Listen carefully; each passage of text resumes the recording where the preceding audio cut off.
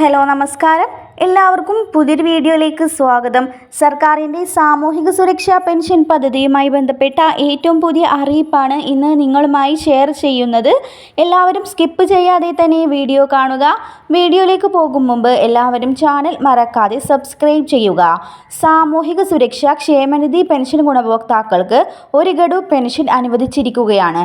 സാമൂഹിക സുരക്ഷാ പെൻഷൻ്റെ വിതരണ നടപടികൾ ആരംഭിച്ച സാഹചര്യത്തിൽ ഇന്ദിരാഗാന്ധി ദേശീയ വാർദ്ധക്യ പെൻഷൻ, ഇന്ദിരാഗാന്ധി ദേശീയ വിധവാ പെൻഷൻ, ഭിന്നശേഷി പെൻഷൻ, 50 വയസ്സ് കഴിഞ്ഞവർക്കുള്ള അവിവാഹിത പെൻഷൻ, കർഷക പെൻഷൻ, അതുപോലെ തന്നെ സർക്കാർ ജീവനക്കാർക്കുള്ള NPS, അതുപോലെ വിവിധ ക്ഷേമനിധി ബോർഡ് വഴിയുള്ള പെൻഷനുകൾ കൈപ്പറ്റുന്ന എല്ലാ ഗുണഭോക്താക്കൾക്കും പെൻഷൻ തുക എത്തിച്ചേരും. 1600 രൂപയാണ് 62 ലക്ഷത്തോളം വരുന്ന പെൻഷൻ ഗുണഭോക്താക്കൾക്കും ലഭിക്കാൻ പോകുന്നത്.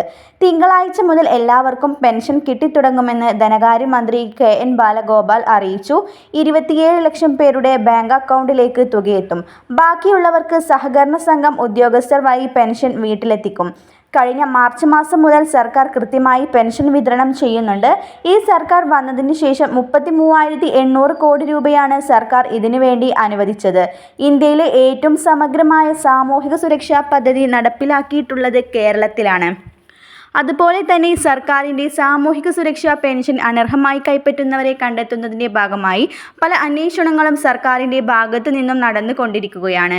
അനർഹമായി പെൻഷൻ വാങ്ങുന്നവരുണ്ടെന്ന വിവാദത്തിന് പിന്നാലെ ക്ഷേമ പെൻഷൻ അപേക്ഷകർക്ക് സർക്കാരിൻ്റെ കടുത്ത നിബന്ധനകളാണ് ഇപ്പോൾ ഉള്ളത്.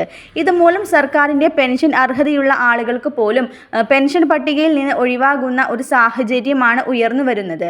നിലവിലെ വാർഷിക വരുമാനം 1 ലക്ഷത്തിൽ കൂടാൻ പാടില്ല, 1000 ചതുരശ്ര മീറ്ററിൽ വീടിന് വിസ്തീർണം ഉണ്ടാകാൻ പാടില്ല, 4 ചക്ര വാഹനം ഉണ്ടാകാൻ പാടില്ല എന്നുള്ളതെല്ലാം നിബന്ധനകളാണ്. കൂടാതെ നിർമ്മാണ തൊഴിലാളി, മോട്ടോർ തൊഴിലാളി, ചെത്ത് തൊഴിലാളി, ടൈലറിംഗ് തൊഴിലാളി തുടങ്ങിയ വിവിധ ക്ഷേമനിധി പെൻഷൻ വാങ്ങുന്നവർക്കെല്ലാം വിലക്ക് ഏർപ്പെടുത്തി. 2022 വരെ ഇരട്ട പെൻഷൻ വാങ്ങിയവർക്ക് ക്ഷേമ പെൻഷൻ വെട്ടിക്കുറച്ചിരുന്നില്ല.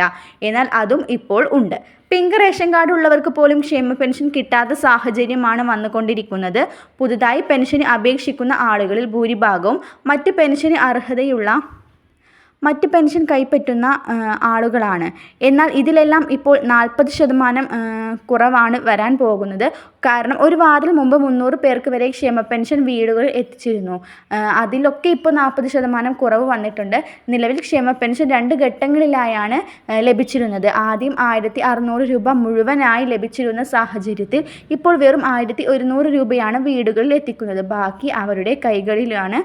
ബാക്കി അവർക്ക് അക്കൗണ്ട് വഴിയാണ് കൈകളിലേക്ക് ലഭിക്കുക. അതുപോലെ തന്നെ ജനങ്ങളുടെ ആവശ്യം എന്തെന്ന് വെച്ചാൽ വരുമാന പരിധി 1 ലക്ഷം എന്നുള്ളത് 2 ലക്ഷം ആക്കി വർദ്ധിപ്പിച്ചു. നിലവിലെ നിബന്ധനകളെല്ലാം മാറ്റി അർഹതയുള്ള എല്ലാവർക്കും പെൻഷൻ നൽകണം എന്നാണ് പൊതുജനങ്ങൾ ആവശ്യപ്പെടുന്നത്. ഈ മാസത്തെ പെൻഷൻ വിതരണം 62 ലക്ഷത്തോളം വരുന്ന പെൻഷൻ ഗുണഭോക്താക്കൾക്കും 1600 രൂപ വീതം ലഭിക്കുന്നതാണ്. സർക്കാർ 2 ഗഡു ഒരുമിച്ച് 3200 രൂപ ഒരുമിച്ച് വിതരണം ചെയ്യണം എന്നായിരുന്നു സർക്കാർ ആഗ്രഹിച്ചിരുന്നത്. എങ്കിലും ചില സാമ്പത്തിക പ്രയാസം മൂലം സർക്കാർ ഒറ്റയടിക്ക് തുക കണ്ടെത്താൻ കഴിയാത്ത സാഹചര്യത്തിലാണ് ആദ്യം 1 ഗഡു പിന്നീട് 1 ഗഡു എന്നിങ്ങനെയുള്ള രീതിയിലാക്കിയത്. ആദ്യം ക്രിസ്മസിന് മുന്നോടിയായി 1600 രൂപ എല്ലാവർക്കും ലഭിക്കും. അതിന് ശേഷമായിരിക്കും ന്യൂ ഇയറിനോടനുബന്ധിച്ച് 1600 രൂപ കൂടി ലഭിക്കും. അങ്ങനെ 2 ഘട്ടങ്ങളിലായാണ് സർക്കാർ പെൻഷൻ തുക വിതരണം ചെയ്യുന്നത്. നവംബർ അവസാനം ലഭിക്കേണ്ട തുകയും ഡിസംബർ മാസം ലഭിക്കേണ്ട തുകയും ചേർത്ത് ഡിസംബറിൽ 3200 രൂപ ഒരുമിച്ച് നൽകാനായിരുന്നു തീരുമാനം. സാഹചര്യം മൂലമാണ് ഇപ്പോൾ ഇങ്ങനെ ആക്കിയത്. ഈ 3200 രൂപയും എല്ലാ പെൻഷൻ ഗുണഭോക്താക്കൾക്കും ലഭിക്കുന്നതാണ്. ഈ മാസം 3200 രൂപ തന്നെ ലഭിക്കും. 62 ലക്ഷത്തോളം വരുന്ന പെൻഷൻ ഗുണഭോക്താക്കൾക്കും ഈ തുക എത്തിച്ചേരുന്നതാണ്. മസ്റ്ററിംഗ് ചെയ്ത എല്ലാ ആളുകൾക്കും തുക ലഭിക്കുന്നതാണ്. നിലവിലെ പെൻഷൻ ലഭിക്കാത്തവരും പെൻഷൻ മുടങ്ങിയവരും അവരുടെ സ്റ്റാറ്റസ് പരിശോധിക്കുക. എന്തുകൊണ്ടാണ് കഴിഞ്ഞ മാസങ്ങളിലൊക്കെ പെൻഷൻ മുടങ്ങിയത് എന്നുള്ള വിവരം അതിൽ നിന്ന് മനസ്സിലാക്കാൻ കഴിയും. സേവന വെബ്സൈറ്റിൽ കയറി നിങ്ങൾക്ക് നിങ്ങളുടെ സ്റ്റാറ്റസ് പരിശോധിക്കാനാകും.